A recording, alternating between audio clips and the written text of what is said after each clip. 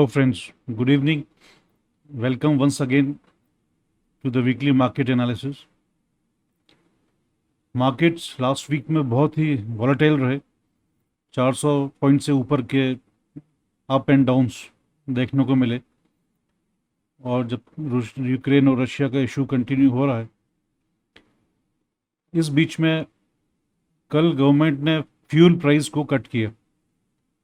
Inflation का figure बहुत high आया था, 15% के लगभग होलसेल प्राइस इंडेक्स।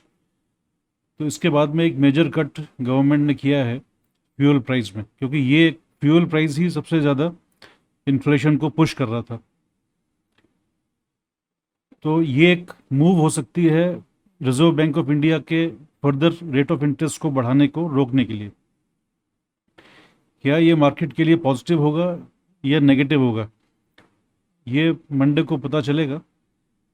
हालांकि इन माय असेसमेंट ये पॉजिटिव होना चाहिए, क्योंकि इससे ओवरऑल इन्फ्लेशन का जो फिगर है वो नीचे आएगा और रेट ऑफ इंटरेस्ट फर्दर बढ़ाने का जो प्रेशर है वो कम होगा। बट उसके कॉन्ट्ररी इसकी वजह से फिस्कल डेफिसिट हमारी बढ़ेगी।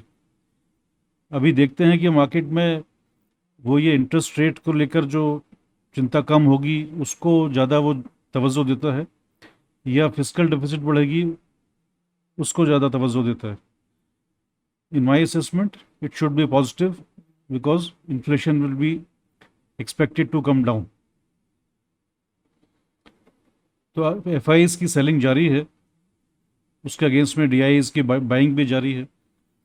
निफ्टी 200 डेमा से अपने डेली एक्सपोनेंशियल मूविंग एवरेज इससे काफ़ी नीचे है अभी भी, जो बेरिश होता है, लेकिन अब चूंकि बहुत ही ओवरसोल्ड टेरिटरी में है, तो यहाँ से अगर ये जो फ्यूल प्राइस कट हुए हैं उसकी वजह से अगर पॉजिटिव मूव आता है तो एक मीन रिवर्जन टुवर्ड्स 200 डेमा पॉसिबल है।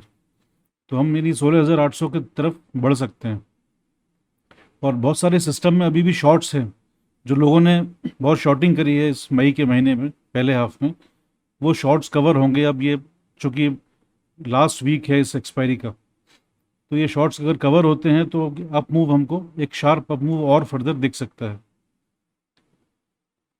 डॉलर इंडेक्स भी थोड़ा सा कूल डाउन हुआ है, तो ये भी एक पॉजिटिव है। हालांकि US डॉलर बहुत तेज़ी से बढ़ता जा रहा है against Indian rupee as well as other global currencies also, जो दिखा रहा है कि लोग डॉलर डिनोमिनेटेड असेट्स में मूव कर रहे हैं। बॉन्ड यील्ड्स भी थोड़ा ठंडा पड़ी है, ये भी एक पॉजिटिव है मार्केट के लिए। क्रूड हालांकि अभी नीचे नहीं आया, अभी $110 के आसपास ही होवर कर रहा है। और मेटल्स भी एक शार्प डाउन ट्रेंड के बाद में वापस उन्होंने एक थोड़ा सा रिवर्सल लिया है ऊपर की तरफ। तो ये एक फैक्टर शुरू से ही हम बोलते आ रहे हैं देखने के लिए बहुत क्रिटिकल है, और ये अभी भी आगे इन्फ्लेशन पे चूंकि इसका इम्पैक्ट रहेगा, तो this will be things to watch. Domestic data neutral है, होलसेल इन्फ्लेशन काफ़ी हाई पे आया है 15% के आसपास, जो कि नेगेटिव है, लेकिन कॉरपोरेट रिजल्ट्स फिर भी रीजनेबली ठीक ठाक हैं। तो ये फ्यूल प्राइस कम करने से अगर ये नीचे आता है इन्फ्लेशन, तो definitely it will be a positive for the economy as well as the markets. Overseas cues weak हैं, इन्फ्लेशन ही वहाँ पर परेशान किए हुए है USA में और यूरोप में भी। पर उसके उलट चाइना में वो अभी भी लूज मॉनेटरी पॉलिसी का इस्तेमाल कर रहे हैं और इंटरेस्ट रेट घटा रहे हैं, और तो ये एक पॉजिटिव फैक्टर है। तो ये जो कॉन्ट्रडिक्शन है कि दुनिया के एक भाग में इंटरेस्ट रेट बढ़ा रहे हैं और एक देश तरफ चाइना में वो घटा रहे हैं, ये कॉन्ट्रडिक्शन रिजॉल्व होगा किसी पॉइंट पर। और अगर ये फर्दर रेट बढ़ाने का अगर जो गति है US और यूरोप में अगर ये रुकती है, धीमी पड़ती है, तो फिर मार्केट्स एक वापस अप मूव की तरफ चल सकते हैं। तो ये सब अनसर्टेनिटी के चलते विक्स लगातार अब एक हायर लेवल पे ही स्टेबल हो रहा है। 22, 23, 24 के आसपास ही वो वीक ऑन वीक चल रहा है वो, क्योंकि अनसर्टेनिटी बहुत ज़्यादा है। तो मार्केट व्यू में हमने देखा कि 15,800 बार बार एक स्ट्रॉन्ग सपोर्ट के रूप में उसने एक्ट किया है। इस बार भी वो वहाँ से वापस आया, और मीन रिवर्जन और ये जो शॉर्ट पोजीशंस का स्क्वायर ऑफ का जो हमने बात किया था मे सीरीज में, इसके चलते भी एक्सपेक्ट के 16,600 या 16,800 तक भी निफ्टी जा सकता है। यानी यहाँ से अभी करीब 500 पॉइंट का और अपसाइड एक्सपेक्टेड हो सकता है।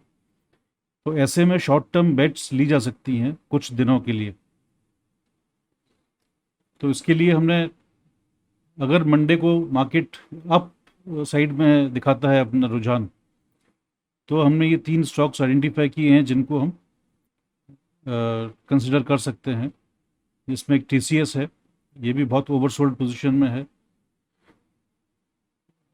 दूसरा है जुबिलेंट फूड, ये भी ओवरसोल्ड है काफ़ी। और तीसरा है axis bank, again very much oversold.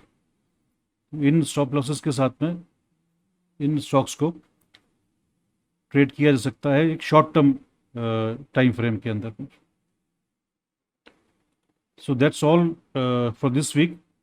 We will meet again the next week, and maybe तब तक मार्केट का जो डायरेक्शन है वो थोड़ा और क्लियर होगा।